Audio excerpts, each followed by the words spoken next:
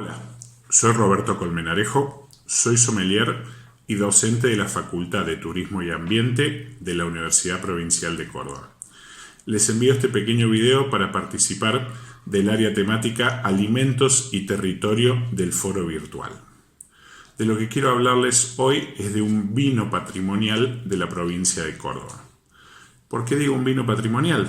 Porque es un vino que se elabora de manera tradicional en nuestra zona hace más de 200 años y además porque se elabora con una uva muy particular que es la uva Frambua.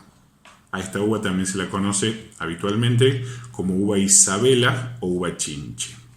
Entonces, el vino de Frambua o el vino de uva Isabela es muy tradicional de Córdoba y de hecho es el único lugar en Argentina donde legalmente puede elaborarse vino con esta uva.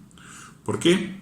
Porque para la ley argentina y para la ley de la mayoría de los países vitivinícolas del mundo, los vinos solamente pueden elaborarse con uvas europeas, también conocidas como vides viníferas. Y la uva Frambua de la que les estaba contando, con la que se hace el vino tradicionalmente en Colonia Carolla, no es una vid europea, sino que es una vid americana y es una vid silvestre. Entonces, por ley, no está permitido su uso en Argentina, salvo en Colonia Carolla por esta excepción, por esta protección, por esta tradición que tiene la zona de elaborar vinos con esta uva desde mediados de 1800. ¿Cómo son los vinos de uva Frambua? Bastante distintos a los vinos que estamos acostumbrados a tomar en Argentina. Son vinos que tienen muy poquito color, a veces la gente los suele confundir con vinos rosados.